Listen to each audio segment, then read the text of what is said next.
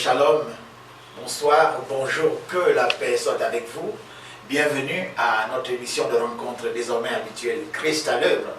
Nous verrons la manifestation de Christ à l'œuvre aujourd'hui dans le livre de Genèse et nous irons également dans le Nouveau Testament, dans l'évangile selon Jean. Alors, je m'en vais d'abord vous lire et l'énoncé de la parole de Dieu de cet instant. Alors, je vais directement dans le livre de Genèse au chapitre 1. Après le petit premier verset, il est écrit simplement « Au commencement, Dieu créa les cieux et la terre. » Au verset 2, « La terre était informe et vide. Il y avait des ténèbres à la surface de l'abîme et l'Esprit de Dieu se mouvait au-dessus des eaux. » Alors, nous allons faire un saut directement dans la Nouvelle Alliance. Nous irons dans l'évangile selon Jean. Au premier chapitre, il est écrit, dès le premier verset. « Au commencement, encore une fois, était la parole, et la parole était avec Dieu, et la parole était Dieu. Elle était au commencement avec Dieu. » Verset 2, verset 3. « Toutes choses ont été faites par elle, et rien de ce qui a été fait n'a été fait sans elle. » Verset 4. « En elle était la vie, et la vie était la lumière des hommes. La lumière, lui, dans les ténèbres, et les ténèbres ne l'ont point reçue. » Verset 6. Voilà, nous allons directement au verset 8. 9, cette lumière était la véritable lumière qui, en venant dans le monde, éclaire tout homme. Alors, verset 10, elle était dans le monde, et le monde a été fait par elle, et le monde n'a point connu. Le verset 11, elle est venue chez les siens, et les siens ne l'ont point reçue. Au verset 12 de Jean, chapitre 1, mais à ceux qui l'ont reçue, à ceux qui croient en son nom, elle a donné le pouvoir de devenir enfants de Dieu, lesquels sont nés, non du sang, ni de la volonté de la chair, ni de la volonté de l'homme, mais de Dieu. Et la parole a été faite chair, verset 14, et elle habitait parmi nous, pleine de grâce et de vérité, et nous avons contemplé sa gloire, une gloire comme la gloire du Fils unique venu de l'homme. Et Jean lui a donné un témoignage, alléluia, nous connaissons cette histoire, encore une fois, bienvenue à notre rencontre habituelle, Christ à l'œuvre. Je suis l'apôtre Paul Messie, APM, l'ange d'éternel qui se tient devant Dieu. J'officie au Gabon, à Libreville et en Toum, au ministère Colonne de Feu et de Nuée, à Libreville, à l'église Maison de Prière située en Zayon et en Toum, à la cathédrale Joie Parfaite sur Dieu, au lieu dit des deux lions. Alors, avant que de partager cette parole avec la grâce que Dieu m'a donnée, je vais d'abord prier.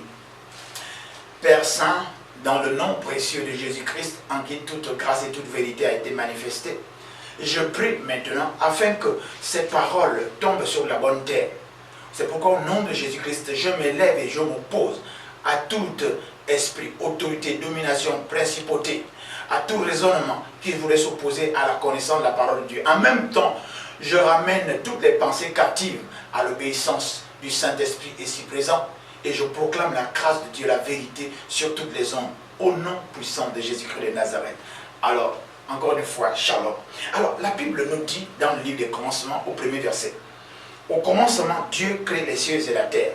Alors, nous ne savons pas comment ça s'est vraiment passé. La Bible dit, nous enseigne que Dieu habite dans les cieux. Mais là, nous venons de voir qu'au commencement, Dieu crée les cieux et la terre. Donc, Dieu ne vient pas du ciel, puisqu'il a créé le ciel pour y résider. Donc, Dieu, notre Dieu, est un Dieu qui n'a pas de commencement, qui est un Dieu qui n'aura pas de fin, un Dieu qui a toujours existé par lui-même, il est essence et substance. Mais en même temps, la Bible nous dit que voilà, et au verset 2, la terre était informe et vide. Et c'est cela qui nous intéresse. C'est pour ça que je m'en vais vous énoncer directement le thème de notre rencontre aujourd'hui, c'est-à-dire Dieu agit quand il n'y a rien. Dieu opère dans le vide. La Bible déclare ici, la terre était informe et vide, et il y avait des ténèbres à la surface de l'abîme, et l'Esprit de Dieu se mouvait au-dessus des eaux. Voilà, Dieu crée les cieux et la terre, mais seulement il constate que cette terre-là, elle est informe et vide. Alors, cette nouvelle terre ou l'ancienne terre, peu importe, ce qui nous intéresse, c'est que la terre est informe et vide. Donc, Dieu va tout de suite parler. Donc, qu'est-ce que ça veut dire déjà? Ça veut dire que tout ce qui est informe, tout ce qui est vide, Dieu se propose, Dieu remplit le vide. Dieu crée là où il y a un vide. Dieu agit quand il n'y a rien. Dieu est celui qui amène ce qui n'existe pas en existant au travers de sa parole. Dieu est le Dieu créateur. Donc je voudrais déjà effectivement vous interpeller, je voudrais déjà t'interpeller pour dire que toi qui te plains que je n'ai rien dans ma vie est vide, il n'y a pas d'homme, il n'y a pas de femme, il n'y a pas d'enfant, je n'ai pas de travail, je n'ai pas assez d'argent, ma vie est complètement, elle est banale, elle est vide de sens, elle est vide de prospérité, elle est vide de santé, ma vie, je n'ai vraiment rien. J'ai souvent entendu les gens dire, oh tu sais, hein, apôtre, tu veux que je croie en Dieu alors que je n'ai rien. Tu veux que je vienne à l'église alors que ma vie est complète, ma vie elle est quelconque, elle est carrément quelconque, elle est banale. Alors laisse-moi te dire, déjà toi qui as cette expression, toi qui le dis assez souvent que tu n'as rien et que ta vie est vide, alors Dieu s'intéresse à ce qui est vide. Dieu s'intéresse au fait que tu dises que tu n'as rien. La preuve ici, dès le commencement, il crée les cieux et la terre et il voit que la terre est informe et vide. En réalité, tout ce qui est vide, tout ce qui est informe, j'aime Dieu parce que Dieu est celui qui remplit tout pour tout et en tout. Alors la Bible déclare que Dieu va parler. Il va commencer à dire, Dieu dit que la lumière soit et la lumière fut. Alors en réalité, si nous ramenons ça déjà on va dire à la condition de l'homme, nous voulons simplement dire que en réalité, lorsque Dieu voit une créature, ce qu'il a créé les cieux et la terre, il constate que c'est vide, alors il va remplir la terre de sa création. Alors c'est Dieu qui t'a créé. C'est Dieu qui a créé cet environnement dans lequel tu te trouves. Alors, qu'est-ce qui va se passer? Dieu, voyant qu'il n'y a rien dans ta vie, Dieu voyant que ta vie est vide, il va se faire un devoir, une obligation divine de pouvoir combler cette vie, de pouvoir combler tous les manques, de pouvoir combler tous les vides. Il va remplir de sa vie, il va remplir de sa présence, il va remplir de sa puissance, il va remplir de sa grâce, il va remplir de sa vérité, il va remplir ta vie de sa bonté, il va remplir sa vie de ton amour, il va remplir ta vie de ta félicité. Et la Bible déclare que tout de suite, Dieu a commencé à parler.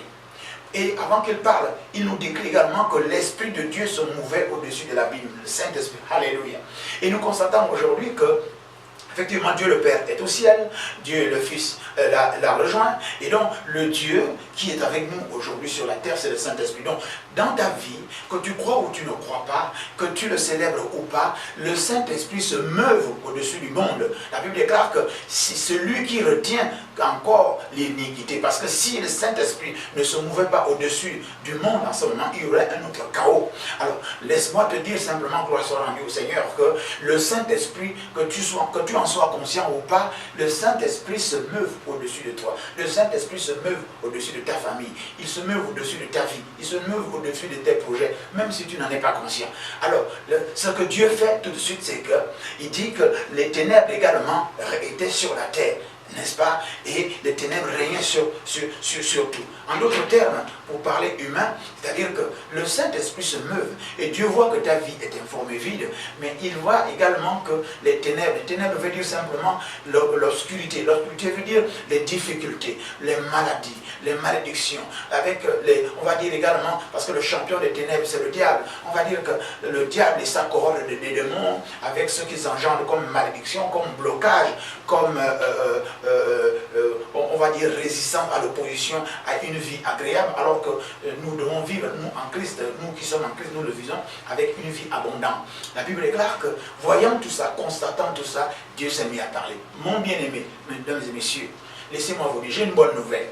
Toi qui n'as rien dans la vie, toi donc qui dis que ta vie est vide, toi elle est vide de sens, elle est vide de paix, elle est vide d'amour, il n'y a pas de perspective, il n'y a rien du tout, tu es découragé, tu en veux même à Dieu, et tu es allergique maintenant on va dire à tous ceux qui viennent te parler de Dieu, qui prêchent l'évangile de Jésus-Christ, qui te disent de te repentir. Tu dis mais pourquoi vous voulez que je croie en Dieu alors que effectivement je n'ai rien dans ma vie? Alors mesdames et messieurs, j'ai une très bonne nouvelle. Dieu s'intéresse à ton vide. Dieu s'intéresse à ton vide conjugal. Dieu s'intéresse à ton vide financier. Dieu s'intéresse à ton vide spirituel. Dieu s'intéresse à tout vide matrimonial. Dieu s'intéresse à ton vide professionnel. Dieu s'intéresse au fait qu'il n'y ait rien dans ta vie. Pourquoi? Parce qu'il veut manifester ses œuvres. Parce que Dieu agit quand il n'y a rien. Dieu opère, n'est-ce pas, dans le vide. Alors, la Bible déclare que Dieu tout de suite a dit que la lumière soit et la lumière fut. En d'autres termes, Dieu veut parler sur ta vie. Or, justement, c'est ce dont nous allons voir et nous ferons directement un bond dans la Nouvelle Alliance. La Bible déclare, nous avons dit tout à l'heure dans l'Évangile selon Jean, au premier chapitre, a dit qu'au commencement était la parole et la parole était avec Dieu et la parole était Dieu. On se rend compte qu'effectivement, au commencement, lorsque nous avons lu le livre de Genèse, Dieu crée les cieux et la terre.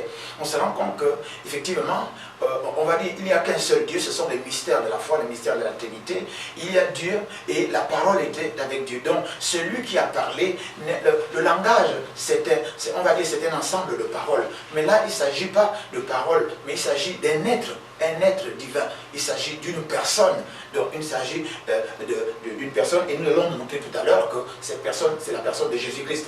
La Bible déclare que comment ça mettait la parole était avec Dieu et la parole était Dieu. Donc Jésus-Christ n'est pas seulement la parole qui est, on va dire, collée à Dieu. Jésus-Christ est également Dieu. Ce sont les mystères de la foi et nous acceptons, nous recevons et que ça devienne une provision pour nous pour pouvoir avancer. La Bible déclare qu'elle était au commencement avec Dieu. Donc cette parole était au commencement, nous le disons déjà, c'est Jésus-Christ qui était au commencement avec Dieu. Et la Bible nous dit que cette parole-là était Dieu. Donc déjà, le décor est planté. Donc il y a Dieu, le Tout-Puissant, le Père, et puis il y a la parole qui est Dieu, qui est donc Jésus-Christ. Donc nous ne voulons pas nous heurter à toute autre sensibilité ou opposition ou réticence. Il est clairement défini ici, il est clairement écrit ici que Jésus-Christ est Dieu, la parole est Dieu. La Bible dit que toutes choses ont été faites par elle, et rien de ce qui a été fait n'a été fait sans elle. Wow, alléluia. Regardez. Nous avons vu dans le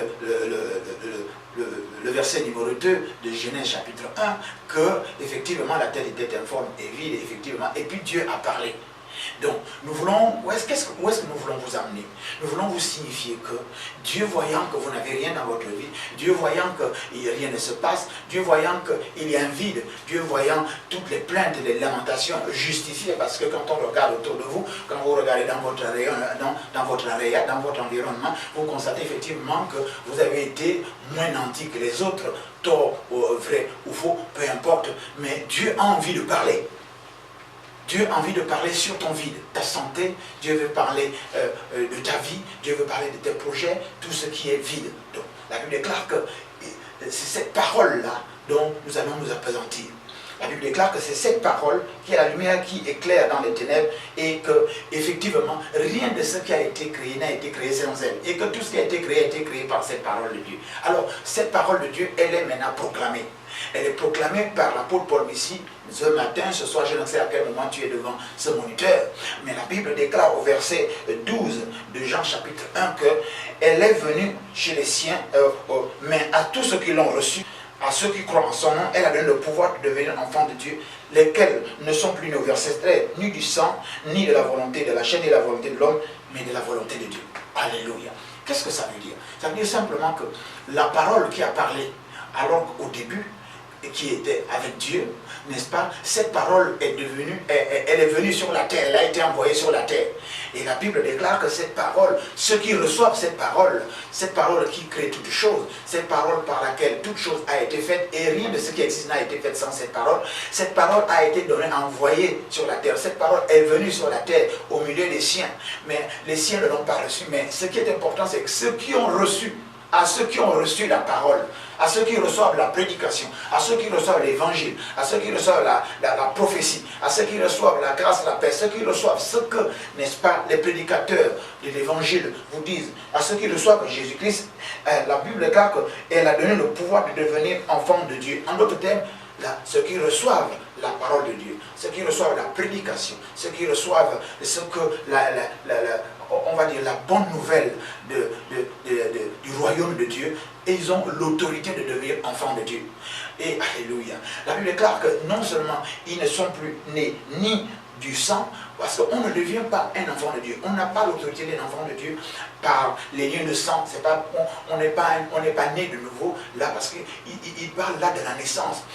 Et là nous parlons de la naissance de l'esprit. Parce que Dieu est esprit, il faut que tout ce qui s'attache à lui soit esprit. Et la Bible nous dit ici que ce n'est pas par le sang. En d'autres termes, vous ne pouvez pas aller au ciel, vous ne pouvez pas être né de nouveau parce que votre parent est pasteur, parce que votre père est prophète, parce que vous avez un ami évangéliste et tout. Non, non. La Bible déclare que ce n'est même pas par la volonté de la chair. Ce n'est pas parce que, effectivement, vous avez une quelconque relation de chair, parce que vous êtes parents ou vous êtes de la même lignée, pas du tout. La Bible déclare également que ce n'est pas ni la volonté de l'homme. On ne devient pas enfant de Dieu parce qu'on le veut comme là. Non, c'est par grâce que nous sommes sauvés au moyen de la foi. Et ça ne vient pas de nous. On ne peut pas se lever le bon matin pour dire je déclare que maintenant je suis un enfant de Dieu et voilà, c'est ça. Non, non, non. La Bible déclare ici, non, ce n'est pas de la volonté de Dieu, mais de la volonté de l'homme, mais de la volonté de Dieu. Donc, à ceux qui reçoivent la parole, à ceux qui reçoivent l'évangile, à ceux qui reçoivent Jésus-Christ comme Seigneur et Sauveur personnel, ils ont l'autorité de devenir enfants de Dieu. Ils reçoivent dans la lumière, ils reçoivent dans la parole. C'est cette parole qui crée toutes choses. C'est cette parole qui, au commencement, a parlé. Et nous avons constaté que cette parole-là est venue sur la terre. Et au verset 14, il est écrit, et la parole a été faite chair, elle a habité parmi nous, pleine de grâce et de vérité. Et nous avons contemplé sa gloire, une gloire comme la gloire du Fils unique venant de Dieu. Alléluia. En d'autres termes, au commencement, Dieu crée les cieux et la terre. La terre était informe et vide. Dieu ne supporte pas ce qui est informe, ce qui est vide.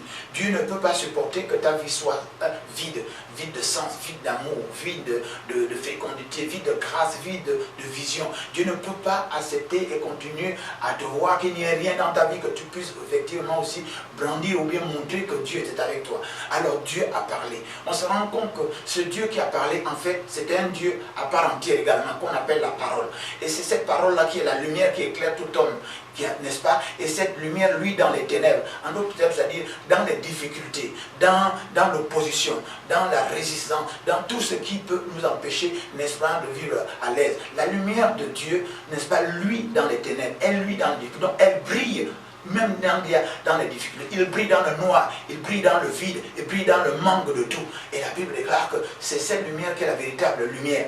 Or, nous avons constaté également par la parole de Dieu là, dans Jean chapitre 1, que cette lumière-là, c'est également la parole. Et cette lumière-là est devenue une personne qui est Jésus-Christ, la personne de Jésus-Christ. Et que cette lumière-là, elle-même, elle est Dieu. Donc Jésus-Christ est Dieu. Au verset 12 de Jean chapitre 1, on nous apprend que cette parole-là, elle est venue parmi nous. Et ceux qui ont reçu cette parole, elle donne le pouvoir, elle donne l'autorité d'être un enfant de Dieu. Et ceux qui reçoivent ce pouvoir, cette autorité, ils le reçoivent parce que c'est la volonté de Dieu. Et la Bible déclare au verset 14 de Jean chapitre 1 que voilà, cette parole s'est faite chair. Et elle est en Jésus-Christ. En d'autres termes, la parole est venue dans ce monde. Et cette parole qui est la lumière, mais cette parole est tabernacle au-dedans d'un homme qu'on appelle Jésus-Christ. Et il allait de lieu en lieu. Et il faisait du bien. Et aujourd'hui, ça n'a pas changé. Cette parole qui est Jésus-Christ, Emmanuel, Dieu parmi nous, cette parole est prêchée aujourd'hui par l'apôtre Paul ici, comme elle peut être prêchée par un autre serviteur envoyé de Dieu. Donc il n'y a pas de hasard. Qu'est-ce que je voulais te signifier, mon Dieu? Mon bien-aimé, monsieur, madame, j'ai une très bonne nouvelle pour toi. Dieu constate que tu n'as rien. Toi-même, tu as constaté qu'il y a un vide. Dieu aussi l'a constaté. Alors Dieu a envie de parler. Alors, pour que Dieu parle et puis prophétise, c'est-à-dire que Dieu arrange cette vie-là, il faut donc que tu reçoives la parole, que tu reçoives cette lumière, que tu reçoives donc Jésus-Christ comme Seigneur et Sauveur personnel. Ainsi, non, la lumière viendra parce que c'est lui la lumière. Et au-delà de la lumière, c'est lui la santé, c'est lui la grâce, c'est lui la bonté, c'est lui la félicité, c'est lui l'amour, c'est lui la stabilité, c'est lui une autre espérance, c'est lui qui donne la vie et la vie en abondance. La Bible déclare qu'effectivement, il est venu il était plein de grâce et de vérité. Il était, on va dire, il était plein de gloire. La gloire, c'est-à-dire une brillance qui, on va dire, éblouit même autour de toi. Si tu veux, effectivement, je crois que tout le monde désire changer de vie. Si tu veux que le vide change, si tu veux que le rien devienne en beaucoup, devienne en multitude, alors reçois la parole. Ceux qui l'ont reçu reçoivent l'autorité de naître dans la volonté de Dieu. La Bible nous dit que c'est au verset 15 que c'est Jean a rendu témoignage. Le témoignage que Jean a rendu aujourd'hui, c'est le témoignage que l'apôtre Messie rend, c'est le témoignage de tous les prédicateurs rendent en faveur de Jésus. Et la Bible déclare au verset 16, et nous avons tous reçu sa plénitude, grâce pour grâce. La plénitude, c'est-à-dire que rentre rempli de la parole de Dieu. être rempli de la grâce de Dieu. La grâce, c'est simplement, effectivement, qu'on vous donne ce que vous ne méritez pas. C'est une façon de dire, pour parler à la manière de tout le monde. La grâce d'être marié, la grâce, sinon, dans les conditions actuelles, tu ne pourras pas le faire. La grâce de vivre une vie zoée de Dieu, une vie pleine de Jésus-Christ. La Bible déclare ici qu'au verset 17, car la loi a été donnée par Moïse, mais la grâce et la vérité sont venues par Jésus-Christ de Nazareth. Personne n'a jamais vu Dieu, mais sauf Jésus-Christ de Nazareth. Ce que j'aime dans cette parole encore plus, c'est qu'effectivement, nous, par le fait de recevoir Jésus-Christ de Nazareth, nous recevons la lumière, cette lumière qui a été proclamée depuis le début dans l'Ancien Testament, dans le livre des Genèses. Nous recevons la parole par laquelle nous pouvons proclamer, parce que c'est la parole qui amène ce qui n'existe pas en existence. Alors, sans plus tarder, et je ne vais pas m'étendre sur ça, tu as compris, mon bien-aimé, vous avez compris que vous avez besoin de recevoir la parole, vous avez besoin de recevoir la lumière pour que le vide s'arrête, pour que le rien s'arrête, parce que Dieu opère dans le vide.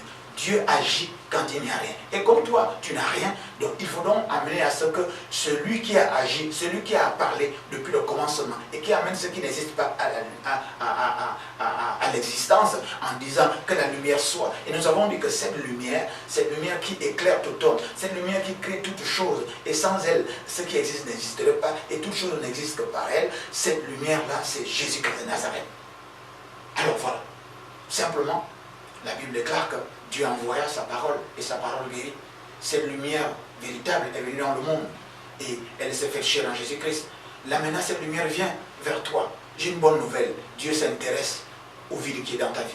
Dieu s'intéresse au fait que tu n'es rien. Pourquoi? Parce qu'il veut parler. Dieu veut créer. Parce que Dieu opère quand il n'y a rien. S'il y avait déjà toutes choses, qu'est-ce que Dieu aurait pu faire? Depuis le commencement, c'était informe et vide et Dieu a parlé. Alors, maintenant, Dieu parle sur ta vie.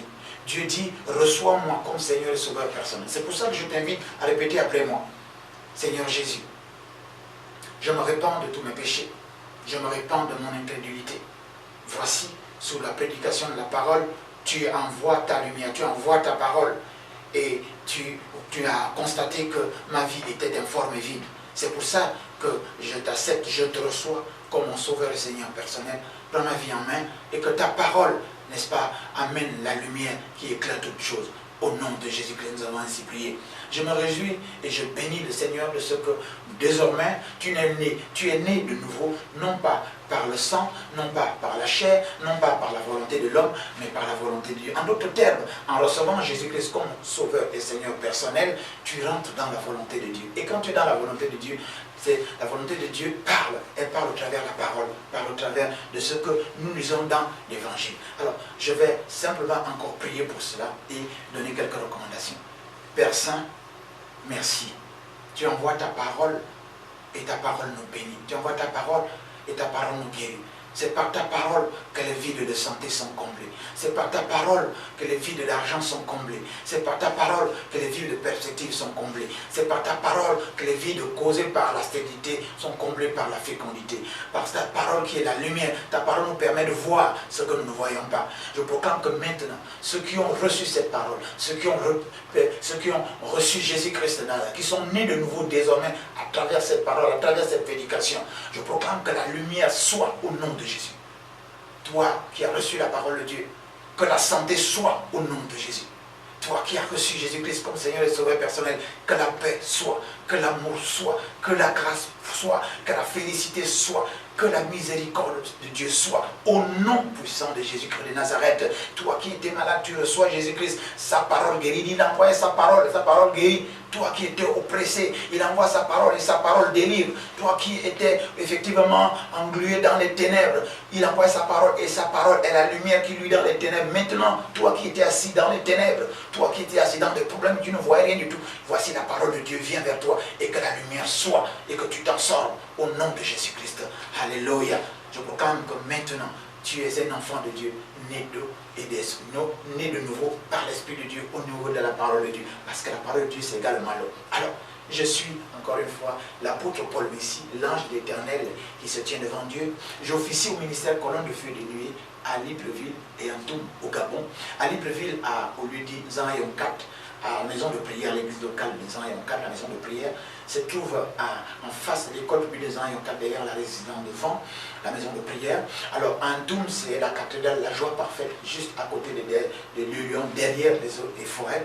Alors, nous officions à Libreville en semaine, tous les jeudis à partir de 18h30, nous prions, nous proclamons la guérison, nous proclamons la délivrance, nous proclamons la parole de Dieu, nous déclarons des choses dans la vie des gens, car la parole de Dieu a été donnée afin que ce qui existe soit ramené à l'existence et que votre joie soit parfaite. Nous avons également le grand culte de célébration à la maison de prière à Libreville à partir de 9h. Vous êtes notre invité majeur, vous venez simplement, on vous reçoit et nous sommes en communion spirituelle et fraternelle en Christ Jésus. Il est bien heureux que les frères et sœurs demeurent ensemble, c'est alors que là que l'Éternel répand sa bénédiction. Il y a également la mission de la joie parfaite, la cathédrale joie parfaite, un dôme, n'est-ce pas, où le culte là-bas commence à 10h. Vous venez également, nous allons nous recevoir et nous allons adorer notre Dieu ensemble. Vous pouvez également, pour me joindre, pour expliquer la situation qui provoque dans votre vie, pour pouvoir rentrer en relation d'aide avec vous, pour pouvoir vous aider, vous conduire, vous guider, vous pouvez envoyer des SMS, n'est-ce pas, au numéro qui s'affiche à l'écran, de 06 63 06 40 05 32 58 80, je réponds à tous les SMS. Vous pouvez directement aussi appeler au téléphone, je vais décrocher et je réponds. Il se peut que je réponde 2-3 jours, sinon un peu plus, à votre SMS, parce qu'il ne s'agit pas de répondre comme ça tout de go. Il va falloir que je prenne effectivement votre sujet et que je l'amène auprès de Dieu, que je reçoive la réponse à quelqu'un, je vous la renvoie. Alors, vous pouvez également venir nous rencontrer, hein, l'apôtre Paul Messi, je reçois en semaine de mardi à vendredi, en après-midi, à partir de 15h30. Je le vois sans rendez-vous et je reçois tous les cas et je reçois tout le monde. Alors, encore une fois, vous avez fait la confession, vous avez reçu Jésus, le Saint-Esprit de Dieu vous conduira. Rejoignez une église où Jésus-Christ est proclamé comme Seigneur et Sauveur personnel. Le Saint-Esprit vous conduira, un homme de Dieu prendra votre vie en charge pour proclamer ses paroles, effectivement, pour que le vide cesse, pour que le rien cesse. Alors, à bientôt. Shalom, shalom. Et que Dieu vous bénisse.